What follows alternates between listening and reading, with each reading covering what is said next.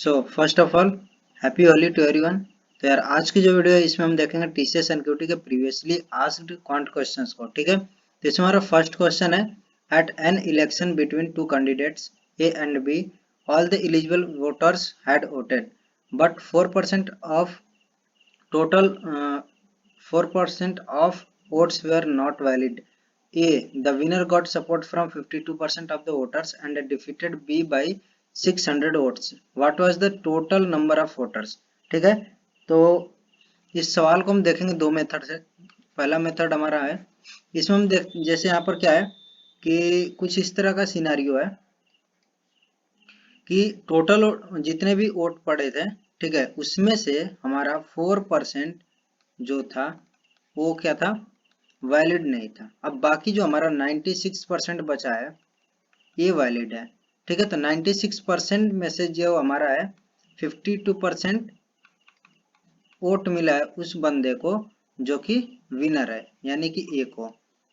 इसका मतलब क्या हुआ कि अगर मैं इस परसेंटेज के बारे में बात करूंगा तो 48% जो है बी को मिलेगा। ठीक है, और ये 48% किसका है, 96% जो मिला था। तो यहाँ पर मैं सिंपली कुछ इस तरह से बोल सकता हूँ कि लेट 96% जो मेरा है वो x है। ठीक है, तो यहाँ पर क्या हो रहा है,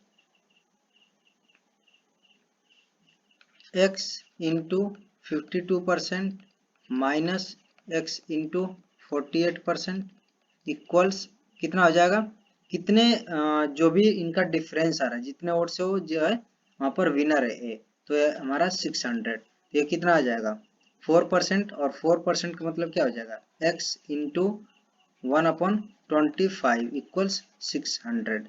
तो यहाँ से हम x की वैल्यू फाइंड आउट कर लेंगे 150,000। ठीक है, तो ये हमारा हो जाएगा 15,000। तो ये जो वोट है ये वैलिड वोट है जो कि मेरा है 96% मैंने माना है। तो यहाँ पर पूछा क्या है, what was the total number of voters. ठीक है, तो कितने वहां पर वोटर्स थे, तो वोटर्स तो एक पूरे थे जिन्होंने 4% ए भी दिया था जो कि वैलिड नहीं है एक्चुअल में।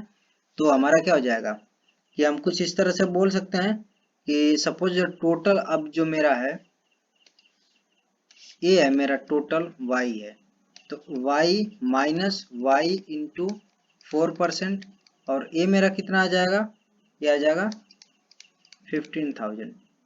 ठीक है, तो यहाँ से मेरा क्या आ जाएगा, y कॉमन करेंगे और 1 माइनस 1/25 और इक्वल्स 15,000, और यहाँ से y की हम वैल्यू कैलकुलेट कर लेंगे काफ़ी आसानी से। हो जाएगा 15,000 और इंटू 25/24। तो इसको जब कैलकुलेट करेंगे हम तो हमारा यहाँ पर आएगा 15,625। तो यहाँ पर जो आपका टीसीएस एनक्यूटी में आपका जो कैलकुलेटर गिवन होता है तो आप कैलकुलेटर का यूज करके इसको फाइंड कर सकते हैं। ठीक है, तो ये तो हमारा हो गया एक मेथड, लेकिन जो हमारा सेकंड मेथड है ये बहुत ही शॉर्ट होगा। इसमें कुछ इस तरह से होने वाला है कि ये जो चीज मैंने यहाँ पर आपको बताई है सेम चीज का मैं यूज करने वाला हूँ। मैं क्या करूंगा, मुझे पता है 52% मेरा है वो इसका है 96% का, 96% का 48% बी को मिला, यानी कि दोनों का डिफरेंस क्या रहा है, डिफरेंस मुझे मिला 4, और 4 जो है ये कितने के इक्वल है। ठीक है, ये जो मेरा 4% इनका डिफरेंस मिल रहा है वही उसी डिफरेंस से वो जो है ये विनर बन रहा है, तो वो मेरा है 600।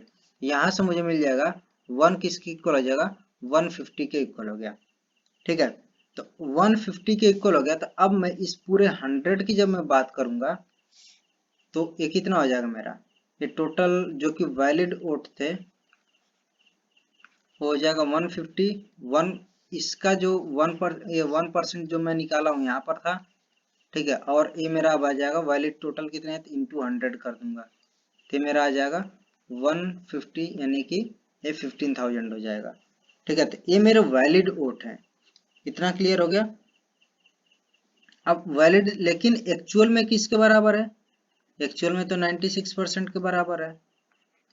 ठीक है, ये जो 96% है इसी को मैं 100 मान करके ये कैलकुलेशन किया। तो यहाँ से अब मैं क्या करूंगा कि मेरा 96% जो है वो 15,000 के इक्वल है। तो 1 किसके हो जाएगा, 15,000 अपॉन में 96। तो मेरा जो टोटल 100, अब मैं 100 इस पूरे की बात करूंगा जो कि इसमें वैलिड और इनवैलिड जो भी वोट हैं सभी आ जाएंगे। तो मेरा हो जाएगा 15,000 अपॉन में 96 इंटू 100। तो यहाँ से जब मैं कैलकुलेट करूंगा तो यार सेम चीज मेरा यही वाली जो इक्वेशन है यही इक्वेशन आएगी। और वो कैसे आएगी देखिए, 4 से यहाँ इसको डिवाइड करेंगे, 4 से इसको डिवाइड करेंगे, ये हो जाएगा 25 और ये हो जाएगा हमारा 24। ठीक है, तो सेम चीज हमारा आने वाला है 15,625। तो हमारा दो मेथड है इस सवाल को सॉल्व करने के लिए। ठीक है, तो जो हमारा सेकंड मेथड है उसमें काफी कम टाइम लगेगा, तो मैं जो है बोलूंगा कि आप उसी को प्रेफर कीजिए। उस पर अगर नहीं कुछ समझ में आ रहा है थोड़ा सा उस पर ध्यान दीजिए, आपको समझ में आ जाएगा। अब हमारा नेक्स्ट क्वेश्चन है, the monthly expenses in a boarding house are partly fixed and partly a multiple of the number of boarders. It is rupees 78,660 and 94,884 when the numbers of boarders are 62 and 75 respectively। तो यहाँ पर जो है एक चीज यहाँ पर आपको ध्यान देना कि पार्टली जो फिक्स्ड है कुछ इस तरह का है कि सपोज जो है जितने भी बॉर्डर हैं वो जैसे जैसे आएंगे उनका अलग से खर्चा है, और कुछ जो है सबसे शुरू से ही फिक्स है। लाइक एक रूम की अगर सफाई करनी होगी और बाकी चीजें होंगी तो उनका जो है ये फिक्स है। ठीक है, कि इतना रुपया होगा। बाकी जो अब डिपेंड करेगा आपका जो भी यहाँ पर एक्सपेंसेस कितने होने वाले हैं वो डिपेंड करेगा कि कितने नंबर ऑफ बॉर्डर्स हैं। ठीक है, तो ये बोल रहा है कि पार्टली फिक्स्ड है और पार्टली जो है multiple of the number of borders. और ये जो इतना रुपया हो रहा है एक महीने में, जब जो है 62 बॉर्डर्स हैं और जब 75 बॉर्डर्स में है तब जो है इतने रुपए हो रहे हैं। ठीक है, तो फिर पूछा गया what is the monthly expense in rupees when the number of boarders are 80। तो अब इसको देखिए, क्या यहाँ पर हम इक्वेशन आसानी से बना सकते हैं। जो पार्टली फिक्स्ड वाला मेरा है इसको मैं बोल सकता हूँ लेट एक्स, और जो भी एक यहाँ पर बॉर्डर है, यहाँ पर बॉर्डर जो एक होगा उसका मैं मान लेता हूँ सिंगल का y रुपीज है। ठीक है, तो यहाँ पर जब 62 का मैं बात करूंगा तो क्या हो जाएगा, x जो फिक्स्ड अमाउंट है और इन प्लस में 62 इंटू वाई, ये कितना हो जाएगा 78,660। और जो है सेकंड इसके लिए भी सेम हमारा यहाँ पर होने वाला है x plus 75 into y equals कितना हो जाएगा 94,884। तो यहाँ से हमें क्या करना है कि x और y की वैल्यू कैलकुलेट करनी पड़ेगी, और फिर जो है जो ये वाला बॉर्डर 80 बॉर्डर के लिए है इसमें हमें क्या करना पड़ेगा, x जो फिक्स्ड अमाउंट है प्लस में 80 इंटू वाई, इसको पूरे को हमें कैलकुलेट करना पड़ेगा। ठीक है, तो यहाँ पर हम क्या करने वाले हैं, सिंपली जो है सब्ट्रैक्ट करने वाले हैं और मेरा हो जाएगा ये 13y, ये इक्वेशन नंबर 1 2 में से 1 को मैंने सब्ट्रैक्ट कर दिया 13y इक्वल्स, और यहाँ पर मेरा मिलेगा 4 2 2 और 14, ये हो जाएगा मेरा 6, और यहाँ से मुझे मिलने वाला है 1। तो ये मिला 16,224। तो यहाँ से मैं क्या करूँगा, y की वैल्यू कैलकुलेट कर लूंगा, और y की वैल्यू मेरी आ जाएगी 1 टाइम्स 248। ठीक है, तो 1248 y की वैल्यू मिल गई। अब मुझे क्या कैलकुलेट करना है, x की वैल्यू। तो x की वैल्यू किसी भी एक इक्वेशन से आप फाइंड आउट कर सकते हो। तो मैंने क्या किया, फर्स्ट वाली से किया, तो ये जाएगा 78,660 माइनस 62 इंटू यहाँ पर y की वैल्यू रखूंगा 1248। तो यार एक चीज आपको मैं बता दूं कि यहाँ पर कैलकुलेटर होता है, तो ये जो इतनी मुझे जो है यहाँ पर कैलकुलेशन करनी पड़ रही है, तो जब भी बड़ी कोई कैलकुलेशन होगी तो आप क्या कर सकते हो, वहाँ पर कैलकुलेटर का यूज करके काफी जो है कम टाइम में सभी सवालों को सॉल्व कर सकते हो। तो मैं यहाँ पर कैलकुलेटर का यूज करूंगा और इसको जो है यहाँ पर मल्टीप्लाई करके सब्ट्रैक्ट कर लूंगा, तो मेरा आ जाएगा 1284। ठीक है, ये मेरा है 1248 और ये है 84। तो सेम मैं अब मैं क्या करने वाला हूँ, यहाँ पर वैल्यूज को रखूंगा और 1284 प्लस में 80 इंटू 1248। तो अगेन मैं कैलकुलेटर का यूज करूंगा और इनको जो है पूरे को कैलकुलेट करके यहाँ पर लिख देता हूँ। यह जाएगा मेरा 1124 1,01,124। ठीक है, तो ये मेरा आंसर हो जाएगा। अब चलते हैं नेक्स्ट सवाल की तरफ और देखते हैं कि यार ये हमारा अगला सवाल क्या है। तो अगला सवाल है कि the average speed of x always turns out to be 150% that of y who can travel 20 kilometre in 3 hours 36 minutes. If x sets on a journey of 150 kilometer and stops for half an hour each at two stages in between, what will be the total time in hours he had been on move? यार एक चीज यहाँ पर क्या दे रखा है कि जो एवरेज स्पीड है वो हमेशा जो है 150% है y की। तो जो भी y की स्पीड होगी वो उसकी जो है 150% होगी। और y के बारे में बताया गया who can travel 20 kilometre in 3 hour 36 second. तो इसकी स्पीड क्या है अब y की, तो y की स्पीड मेरी आ जाएगी डिस्टेंस अपॉन में टाइम। तो टाइम तो यहाँ पर मुझे कुछ इस तरह गिवन है 3 hour 36 मिनट। तो मुझे क्या करना पड़ेगा, देखना पड़ेगा कि मैं जो है यहाँ पर सबसे पहले स्पीड को किस में कैलकुलेट करना चाहता हूँ। तो मैं चाहता हूँ किलोमीटर पर आवर में। तो अब ये जो मिनट है इसको मुझे आवर में कन्वर्ट करना पड़ेगा। तो सबसे पहले मैं पूरे को क्या करूंगा, कन्वर्ट कर लूंगा मिनट में। तो मेरा आ जाएगा 216। ठीक है, इतना मिनट हो गया। तो इसको मैं डिवाइड कर दूंगा 60 से, तो ये मेरा आ जाएगा आवर। तो ये कितना आ जाएगा 3.6 आवर। तो अब मैं क्या करूंगा, y की जो स्पीड होगी उसमें रखूंगा कैलकुलेट करने के लिए 3.6 से डिवाइड करूंगा और ये मेरा कुछ आएगा 0 और 425। सॉरी यहाँ पर आ जाएगा मेरा 9 आएगा। तो ये आ जाएगा 50/9 किलोमीटर पर आवर हो जाएगा। ठीक है, तो जो भी y की जो स्पीड है वो है 50/9 किलोमीटर पर आवर। और बोला क्या है कि जो x की स्पीड होने वाली है वो क्या होने वाली है 150% जो है वो होगी y की स्पीड की। तो y की स्पीड मेरी मिल गई 50/9 और इसका 150% मैं करूंगा तो आ जाएगा 150/100। ठीक है, तो ये हमारा हो जाएगा 6/4 और यहाँ से ये 3 टाइम्स 2 टाइम्स 2 से 2 डिवाइड होगा। तो ये मेरा आ जाएगा 25/3 किलोमीटर पर आवर। तो यहाँ पर मुझे x की भी मिल गई। अब मुझे क्या करना है, x sets on a journey of 150 kilometre and stops for half an hour each eight 2 stages. तो क्या बोल रहा है कि हाफ एन आवर 2 स्टेजेस पर क्या कर रहा है, रुक रहा है। तो यानी कि यहाँ पर जो है टोटल हो गया 1 आवर वो स्टॉप हो रहा है। ठीक है, तो टोटल टाइम पूछा है आवर्स में। तो टोटल टाइम के लिए जो भी आएगा यहाँ से आपका टाइम 150 किलोमीटर जो ट्रैवल कर रहा है वो आएगा आपका टाइम डिस्टेंस अपॉन में स्पीड 25/3। तो आ जाएगा आपका 18 आवर। ये तो टाइम हो गया कि 150 किलोमीटर को ट्रैवल करने में 18 आवर्स लग रहा है।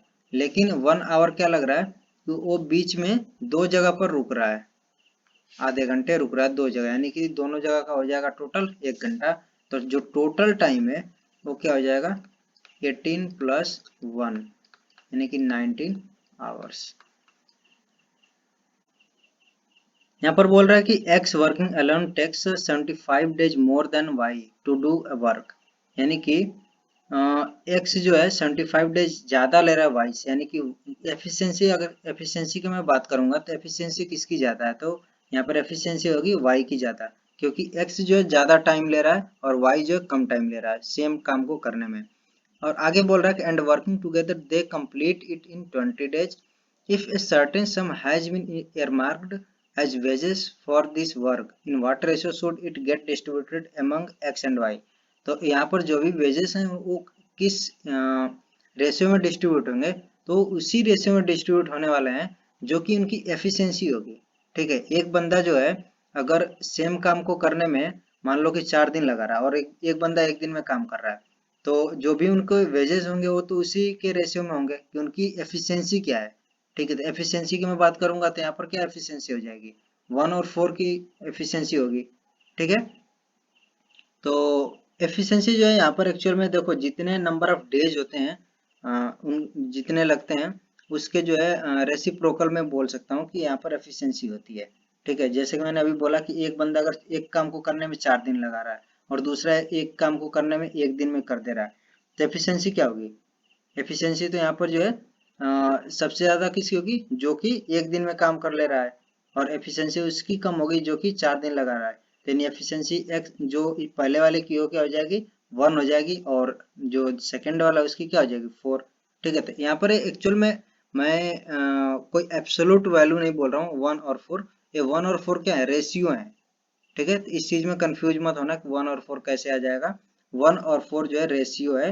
अब वो उसी के अकॉर्डिंग हो जाएगा जब आप एब्सोल्यूट वैल्यू की बात करोगे। ठीक है। वो कुछ भी हो सकता है, 1 4 हो सकता है, 2 8 हो सकता है, 3 12 हो सकता है, कुछ भी हो सकता है। तो अब आते हैं अपने सवाल पर, यहाँ पर देखते हैं क्या क्या चीजें गिवन है।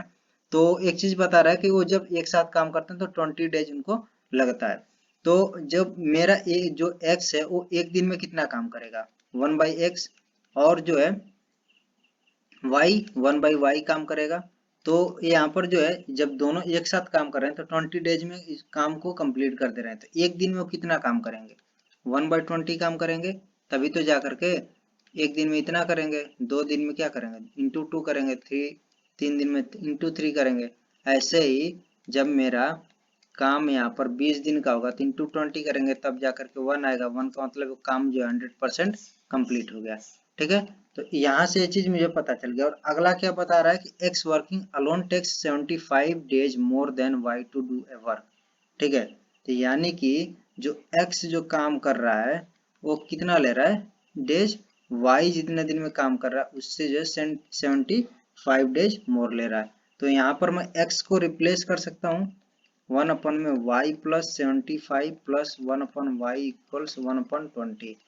तो यहाँ पर इसको मैं सॉल्व करूंगा तो ये आ जाएगा मेरा y प्लस 75 और y प्लस 75 इक्वल्स 1/20। तो 2y plus 75 into 20 equals y square plus 75y। ये चीज हो गया। और यहाँ से जो है मेरा जो एक क्वाड्रेटिक इक्वेशन बनेगा और वो इस तरह हो जाएगा वाई स्क्वायर प्लस 75y और माइनस जो है 40y माइनस ये हो जाएगा 150। ठीक है, 1500 इक्वल 0 हो जाएगा मेरा।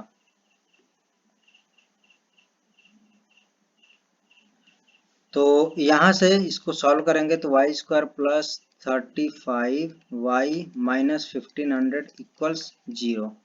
तो अब जो है इसके फैक्टर्स हम करके चेक कर लेंगे कि कौन से जो है यहाँ पर आएंगे। तो एक मेरा हो जाएगा y प्लस 60 और दूसरे में हो जाएगा मेरा y माइनस 25। ठीक है। तो आपको ये चीज करके ट्राई करनी पड़ेगी कि कैसे कैसे यहाँ पर 60 और 25 आया है। ठीक है। तो आप जब इनको सब्ट्रैक्ट करोगे तो आपका 35 मिल जाएगा, इसको और मल्टीप्लाई करोगे तो आपका 1500 मिल जाएगा। तो यहाँ से आपके दो सॉल्यूशन मिलेंगे y के, एक तो -60 और दूसरा होगा 25। तो आपको पता है कि जो डेज होंगे वो निगेटिव नहीं होंगे, तो इसको हम क्या करेंगे, यहाँ पर नहीं लेंगे, और ये जो मेरा 25 है इसको हम कंसिडर करेंगे। तो y की वैल्यू आपको मिल गई कि ये जो है 25 दिन में, ठीक है, अगर अकेला वो काम करेगा तो 25 दिन में कर देगा जो सेम काम है। और जो x है वो कितने दिन में कर देगा, वो जो है 100 दिन में करेगा। ठीक है। तो इनकी जो है जो डेज का अभी मैंने बताया था रेशियो क्या है, x और y के। तो डेज का रेशियो x का है 100 और y का क्या है 25। तो ये आ गया 4 और 1 का रेशियो। तो एफिशिएंसी क्या होगी, एफिशिएंसी की रेशियो क्या हो जाएगी, सेम जो इसका उल्टा हो जाएगी, यानी कि एफिशिएंसी हो जाएगी 1 और 4 की रेशियो। अब जब जिसकी एफिशिएंसी सबसे कम होगी उसको उतने ही कम वेजेस मिलेंगे और जिसकी ज्यादा होगी उसको उतने ज्यादा मिलेंगे। ठीक है। यानी कि अगर तो यहाँ पर हम जो हमारा हो जाएगा आंसर वो हो जाएगा कि 1 और 4 के रेशियो में वो जो भी वेजेस हैं वो यहाँ पर डिस्ट्रीब्यूट होंगे। तो मेरा जो नेक्स्ट सवाल है वो है कि a room measuring 6 meter 65 centimeter long and 4 meter 55 centimeter broad is to be paved with least number of square tiles.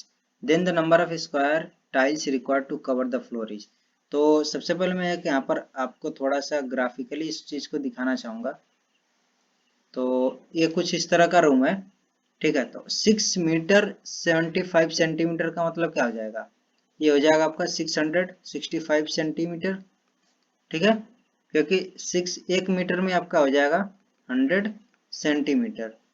तो इस तरह से आपका इतना सेंटीमीटर, और सेम जो इसके केस में भी होगा 455 सेंटीमीटर आपका आ जाएगा। दो चीजें क्लियर होंगी। अब देखो, जो हमें टाइल्स लगानी हो स्क्वायर टाइल्स लगानी है, तो इस चीज का हमें ध्यान में रखना है। ये वाली हमारी लेंथ हो गई 665, ये हो गई हमारी 455। अब हमें कुछ इतने नंबर ऑफ जो है सबसे पहले मैं इसका जो है यहाँ पर फैक्टर लिख लेता हूँ। क्या क्या होंगे, 7 इंटू 5 इंटू ये हो जाएगा मेरा 19, और 455 का हो जाएगा मेरा 7 इंटू 5 इंटू 13, ठीक है। तो आप इस चीज को और थोड़ा सा अच्छे से लिखोगे तो हो जाएगा 35 इंटू 19, और ये हो जाएगा मेरा 35 इंटू 13। तो ये 35, इसमें भी 35, ये 35 किस वाले में, लेंथ वाले में, एक किस में, विड्थ वाले में है, ठीक है। ये आपकी जो लेंथ है इस डायरेक्शन में आपके कितने हैं, 35 इंटू 19 है। यानी कि मैं ये चीज बोल सकता हूँ कि अगर मैं क्या करता हूँ 19 टाइल्स लगाता हूँ, ठीक है, 19 टाइल्स की जगह मैं कुछ इस तरह बोलता हूँ कि अगर मैं इसकी लेंथ कैलकुलेट करना है मुझे, एक की लेंथ मुझे x पता है, इसकी भी x है, मतलब जितने भी मेरे यहाँ पर बॉक्सेस बने x है, और मुझे पता है कि कितने यहाँ पर टोटल बॉक्स है। अगर मैं बोल देता हूँ मेरे यहाँ पर टोटल जो है यहाँ पर 19 बॉक्स हैं, और 1 बॉक्स इक्वल्स x सेंटीमीटर, तो मैं बोलूंगा कि ये जो पूरी मेरी लेंथ है वो लेंथ कितनी होगी, टोटल लेंथ। तो 19 बॉक्स इंटू एक्स, यानी कि 19 एक्स सेंटीमीटर होगा। ये चीज क्लियर है, ठीक है। तो मैं सेम चीज करने वाला हूं कि एक की लेंथ एक्स रखूंगा, ठीक है, इसकी लेंथ एक्स रखने वाला हूं, और मैं क्या करूंगा ऐसे 19 टाइल्स लगाऊंगा। ये जो 19 है 19 टाइल्स लगाऊंगा, तो मेरी जो लेंथ है ये 665 ये मुझे मिल जाएगी, ये मेरा x हो गया। और सेम मैं काम क्या करने वाला हूँ कि यहाँ पर मैं 13 टाइल्स इस विड्थ के अक्रॉस लगाने वाला हूँ, ठीक है। यहाँ पर 13 टाइल्स लगाऊंगा, 1 2 3 4 5 6 7, तो 13 टाइल्स हो जाएगा, और सेम x में वैल्यू रखने वाला हूँ। तो मेरा क्या हो जाएगा, ये वाली लेंथ x इंटू 13 आ जाएगा, ठीक है। तो x की वैल्यू मेरी क्या हो जाएगी, मुझे पता है कि x जो है दोनों में कौन सा चीज कॉमन है, वो मेरा है 35, ठीक है। तो जो मेरा 35 कॉमन है वही मैं क्या करने वाला हूँ, इसकी भी लेंथ रखूंगा इस वाले की, और जो सेम इसकी भी लेंथ रखूंगा, यानी कि एक पूरा स्क्वायर बन जाएगा। तभी तब ये 35 सेंटीमीटर का एक लेंथ और विड्थ में स्क्वायर बनेगा। और यहाँ पर आपके इस डायरेक्शन में आपके 13 टाइल्स होंगी, और इस डायरेक्शन में आपके जो है 19 टाइल्स होंगी, ठीक है। कुछ इस तरह का आपका बनेगा पूरा, और यहाँ पर भी एक लाइन रहेगी, यहाँ भी लाइन, ऐसे कितनी 19 लाइन्स रहेंगी, और एक लाइन में आपका कितना रहेगा 13 रहेगा। तो आपका जो टोटल 13 यहाँ पर ये टाइल्स हैं, एक लाइन में आपके 13 टाइल्स हैं, इस वाली लाइन में सेम है, इसमें भी 13 इसमें भी 13, टोटल आपके कितने हैं 19 है।